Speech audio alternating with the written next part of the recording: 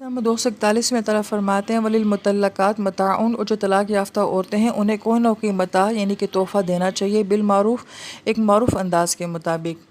اب یہاں پہ مفسرین کرام فرماتے ہیں کہ اگر تو عورت کو طلاق دے دی گئی ہو اور اس کا حق مہر مقرر کیا ہو تو اس کو تو حق مہر دینا ہی دینا ہوتا ہے، اور اگر حق مہر نہ مقرر کیا ہو تو پھر تحفہ دینا چاہیے۔ لیکن مفسرین کرام فرماتے ہیں کہ طلاق دے دی ہے، حق مہر بھی مقرر تھا، حق مہر بھی دے دیا ہے، اس کے باوجود بھی کوئی نہ کوئی تحفہ جو ہے وہ حق مہر کے ساتھ وہ بھی دے دینا چاہیے۔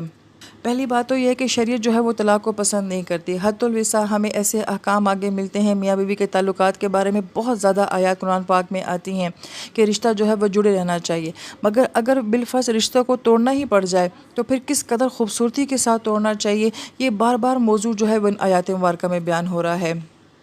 حقاً علی المتقین، اور جو تقوی اختیار کرنے والے لوگ ہیں جن کے دلوں میں اللہ تعالیٰ کا سچا خوف خدا ہوتا ہے، ان کے اوپر یہ بات حق ہوتی ہے۔ تو یہاں سے ایک بات تو یہ ثابت ہوئی کہ مرد جو ہے وہ طلاق دینے کا اختیار رکھتا ہے، عورت جو ہے وہ خلا لینے کا اختیار رکھتی ہے، مگر اس انداز سے کسی رشتے کو چھوڑنا اور اس کو الوداع کہنا جو ہے وہ وہی کرے گا جس کے دل میں اللہ تعالیٰ کا خوف ہوگا۔